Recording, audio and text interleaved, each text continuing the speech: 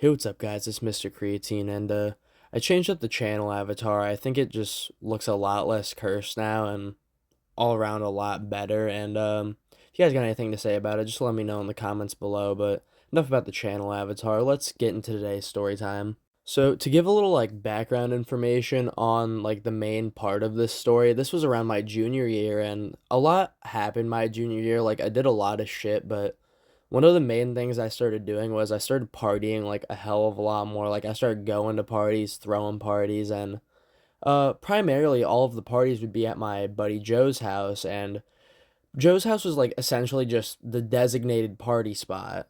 And there was two main reasons for this. Reason number one is that Joe's room was essentially just a big ass basement with multiple rooms down inside of it. And reason number two was his parents literally did not care how many people we had over at their house, as long as we did not fucking wake them up when they were trying to sleep.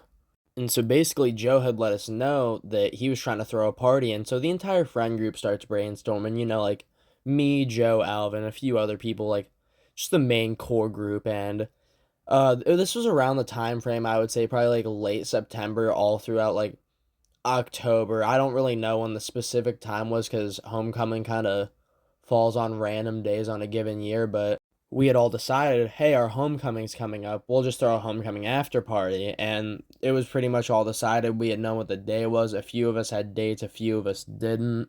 And eventually we get into like the day of homecoming, and I wake up. It's a pretty normal day, except I decide not to be a complete fucking degenerate this day and not smoke all day before I go to the dance because I was thinking I'm gonna get fucked up enough later after the party, so why fuck myself up all day now? And so I hit up the person I was taking to the dance, which I talked about in the oddest two-man story. I'll just call her Molly because I don't fucking remember what I called her in that story, but I hit her up. I was like, hey, what time do you want to like go to this dance? Like, do you want me to drive there on no license in my mom's car? Like, do you want to drive? Because she had her license at the time, and she's just like, I'll pick you up before the dance. We'll get pictures, do all the classic like pre homecoming stuff. And after she tells me this, I proceed to do nothing with like majority of my day, then started getting ready when there was like 3 hours left before the dance. And let me tell you, I dressed actually pretty fucking nice this dance. I had like a completely black outfit, black shoes, black pants, black belt, black shirt, and then I had a green bow tie because it matched Molly's dress. And let me tell you, I was looking fucking spiffy. I was feeling good about myself. Like, I was so ready for this dance, and then just like everything that was gonna come after it. Then it started to be that time. Molly arrived at my house. We got pictures together, you know, all the classics. Then we left to go to my school for the dance, and I think the dance started at like 7:30. Normally they go from like 7 to like 9 or 7:30 to 9:30. I'm not too sure. It's one of the two, but we had gotten there, we got in line. I had bought us both tickets. They costed like probably $15 each because my school's a bunch of fucking con artists, but yeah, we got inside and we went up to our friends, and we had a pretty like mutual group of people we could both talk to. Like, we definitely had our two separate groups of friends, but we had a bunch that we were both like chill with and that we could both talk to, and those were like the main people who were going to be going to the party after homecoming.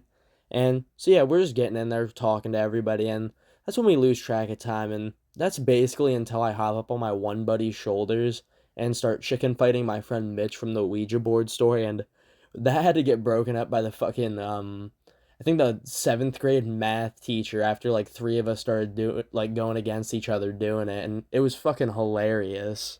Then I think there was at least like a slow dance and maybe a couple more songs had played before eventually my buddy Joe walked up to me and he was like, hey, like, what time should we all go over to my house? And I'm like, I don't fucking know. It's your house. You decide. He's like, okay, well, I'm probably gonna leave early at like 8:30 or 9 because I drank a little before I came here and I'm feeling tipsy. And I'm not gonna lie, I want to go home and drink a little more. And I'm like, okay, you can do that. I'm probably gonna leave whenever Molly's ready to leave because she's probably gonna be the one who takes me over there when she goes over. And he's like, okay, just let me know. I'm gonna go hang out with our one friend who we'll just call Alex, and Alex will be very important for later. And eventually I go up to Molly, I start talking to her, I'm asking like what's going on, if she's like still gonna come to the party, and she's like, yeah, I'm gonna drop you off, go get ready, and then come back.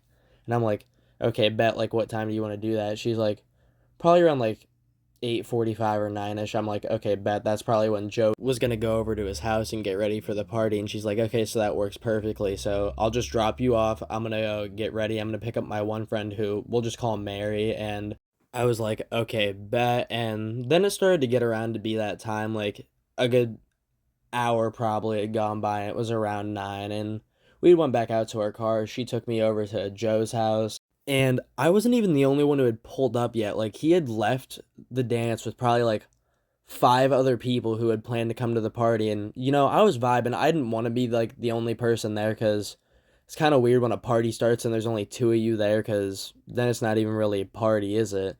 But anyway, we all just sit there, we're drinking a little. I hadn't really drank at the time. Like, I just started getting into it. Like, now I can drink definitely a lot more. Then I wasn't really all into it. I had just been drinking probably a shitty beer or something. It was definitely a Busch. Like, we were not drinking all that much. We had maybe a bottle of liquor. And now I don't recommend drinking under the age of 21, because it's not the smartest. We have done so much stupid shit while under the influence of alcohol, and it's just not as fun of an experience as it might sound. But eventually Molly had gotten there, Mary had gotten there, a bunch of other people who planned to come and showed up, and we were all definitely like a couple beers deep. Some people had taken some shots of vodka. We had like pens, vapes there. It was just not a pretty sight. Some people there could handle their alcohol, but our one buddy Alex, I don't know if he had ever drank before this night, but he was hammering down just bush after bush. He had to have drank in like at least 7 of them, and we had like a few cases of it. We had somebody who was like 19 who hit up one of their adult friends, just somebody who was over the age of 21 that could actually buy alcohol, and they had gotten like a few cases of this beer. And Alex was just going through it, and he was getting fucked up. Like, eventually he just started screaming about Nichols. Like, he got all excited about it, and I don't know what's so fucking exciting about Nichols, but Alex's drunk ass loved it. And eventually I just been chilling by like Molly the entire night, and she didn't want to finish one of her drinks and tried getting me to chug it, and fucking spilled it all over my person. And it was not a nice smell. I do not like how Bush smells. And I just thugged it out with my little wet hoodie the entire night, and me and Molly were just sitting down on this chair, and eventually one of my friends at the time, who we'll just call Josh, he's like looking at me with this look in his eye, and I'm just looking at him back, and I'm like, Josh, you okay? You're looking at me a little funny. And he just pulls my fucking hoodie and shirt over my face, and I just feel myself getting dragged out of this fucking chair. And then all I hear is my buddy Alvin screaming, get his fucking clothes off. And then I just feel multiple pairs of hands on me, like people trying to get my pants. I'm like trying to hold my pants up, and I just hear like Alvin and this dude Josh laughing. Somebody's doing like turbulence in the background. If you don't know what that is, just look it up. I'm not explaining that on here. And eventually Joe had come out of wherever the fuck he was at, and he's like, no, you get off of him. You let him keep his clothes on. And they left me alone, and I just pulled my shirt back down over my face. And thankfully they hadn't gotten me undressed in front of everybody. But definitely a traumatizing experience. And so I just go back to the chair with Molly, chill for another couple hours. We're all just joking, drinking. Somebody had brought weed, so we started smoking a little bit.